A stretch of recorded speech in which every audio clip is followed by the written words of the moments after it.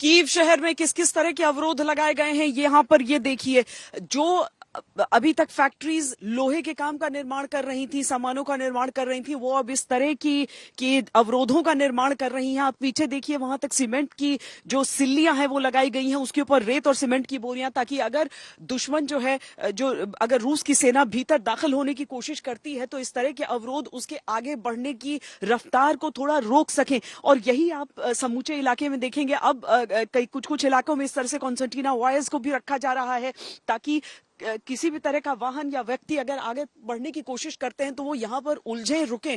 कई जगह anti tank mines की बात होती है। हमने आपको ये भी दिखाया कि किस तरीके से गाड़ियों को, रेलगाड़ियों को रोक दिया गया है सड़कों पर जगह जगह पर। और कुछ कुछ किलोमीटर की दूरी पर आप इस तरह के अवरोध देखते हैं, ताकि जो लोग हैं वो जो रूसी सेना है वो अगर आगे बढ़ती है तो वो थमे, पूरी रफ्तार से आगे नहीं बढ़ पाए। हमारे साथ स्टूडियो में इस समय जनरल कुलकर्णी और जनरल सिन्हा मौजूद हैं। जनरल कुलकर्णी, उस समय आपको जोड़ना चाह रहे थे अपनी बात में, और साथ ही ये भी हम समझना चाहेंगे आपसे कि अगर वाकई शहरी युद्ध के तौर पर ये युद्ध शहरी युद्ध का रूप लेता है, अर्बन वॉरफेयर का रूप लेता है, तो उस समय हम क्या सोचें कि इस तरह के अवरोध रोक सकते हैं कुछ कुछ देर के लिए, यानी हॉल्ट कर सकते हैं, पूरी तरीके से सेना को पीछे नहीं रख सकते।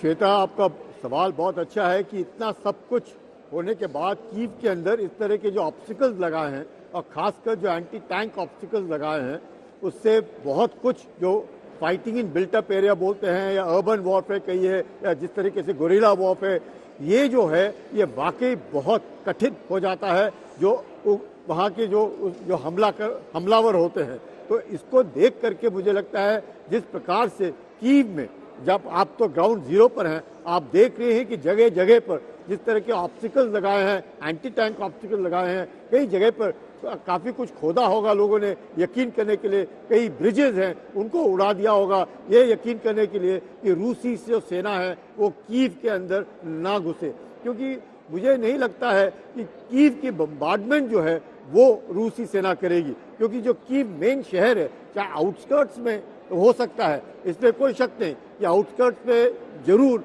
बम्बार्डमेंट होगा, प्रेशर डाला जाएगा किसी प्रकार से कि लोग जो है वो पलायन करें। आप खुद देख रही हैं, लाखों लोगों ने कहा जाता है कि 20 लाख से ज्यादा लोगों ने पलायन किया है, उतने ही लोग वहां बेघर हुए हैं, इसमें कोई शक नहीं है। लोग देख रहे हैं कि खार्किव का क्या हाल हुआ है, सूमी का क्या हाल हुआ है, मारियोपोल का क्या हाल हुआ है, खरसन का क्या हाल हुआ है, तो चेरनिहिव का क्या हाल हुआ है। तो ऐसे देखते हुए, और अब जब खुद ज़ेलेंस्की इस बात को मानने के लिए राजी हो रहे हैं कि वो नाटो की सदस्यता के लिए अग्रसर नहीं होंगे, वो यकीन करते हैं कि जो डॉनबास का रीजन है वो रूस को देने के लिए राजी हैं, क्रीमिया भी वो मान जाएंगे रूस को देने के लिए, लेकिन वहाँ की जो सत्ता बदली होनी है, क्योंकि एक तरीके से कोई जो जिस प्रकार से बार बार पुतिन कह रहे थे डीनाजिफिकेशन, यानी कि वो सत्ता वहाँ पे बदलाव लाना चाहते हैं। हो सकता है यानुकोविच जो पुराने राष्ट्रपति थे वो वापस आ जाए, लेकिन मुझे लगता है लोगों के बीच में, और जो लोग वहाँ के हैं, अगर उनमें इस बात का एहसास हो गया होगा कि शायद वो पश्चिमी देशों के साथ हैं, उनका लगाव है, लेकिन उनके ऊपर वो भरोसा नहीं कर सकते। अगर ये बात इस पूरी लड़ाई के बाद अगर जनरल कुलकर्णी आप बात सही कह रहे हैं, क्योंकि जमीन पर जो लोगों का लगाव है ना वो अपने देश के लिए तो दिख रहा है। ऐसा नहीं है कि कोई लॉयल्टी उस तरह की हम देखें कि पीछे खड़े हो गए हैं ज़ेलेंस्की के और वो मर मिटेंगे या फिर और किसी चीज के बारे में नहीं सोचेंगे। वो देश के गौरव, देश की अस्मिता के बारे में जरूर सोच रहे हैं। ये हमारे पीछे जो ये प्रतीक है जनरल सिन्हा, ये कहता है आई लव यूक्रेन। अब समझिए कि रूस भी कहता था युद्ध की शुरुआत से ही कि यूक्रेन की भलाई के लिए हम ये कर रहे हैं। ज़ेलेंस्की भी कहते हैं कि अब यूक्रेन के लिए ही ये किया जा रहा है। लेकिन जो सबसे ज्यादा पिस जाते हैं वो एक देश की जनता ही पिस जाती है, यूक्रेन के लोग ही पिस जाते हैं। आपका आकलन पहले दिन से 15 से 17 दिन का रहा है। आप एक सैन्य नतीजे के बारे में सोच रहे हैं या आपको लग रहा है कि बातचीत की मेज से ही नतीजा निकलना है? देखिए श्वेता, जो नतीजे निकलते हैं वो तो सैन्य टेबल पे ही निकलते हैं, टेबल पे ही फाइनल विजय की जो भी आप एम लेके गए वहां से निकलते हैं।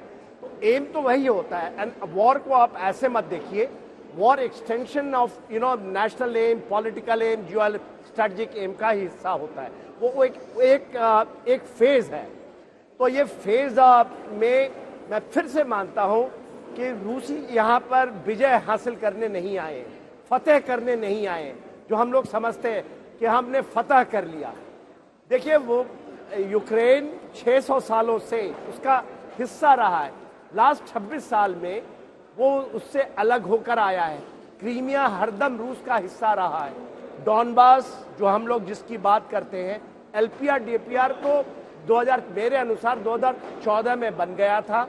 हाँ, उसका जमीनी पकड़ नहीं थी, 30% था, वो अभी 100% शायद हो गया। मेरा मानना है, आकलन है कि 92-98% है।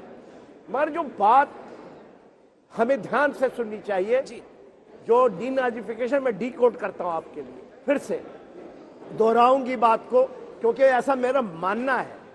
रेवोल्यूशनरी गार्ड के आप नाम सुनते रहे हैं, ये जैसे ईरान में है, उसी तरह यहाँ पर जो नेशनल गार्ड का संज्ञा दे दिया है, यहाँ लोगों ने मिलिशिया का संज्ञा दे दिया है, ये एक्स्ट्रा नेशनलिस्ट हैं। ये हैं यूक्रेनी, मगर इनकी सोच जो है वेस्ट भी नहीं मानता इनको, क्योंकि डीनाजिफिकेशन ये मानते हैं जो हिटलर की सोच थी वो आए।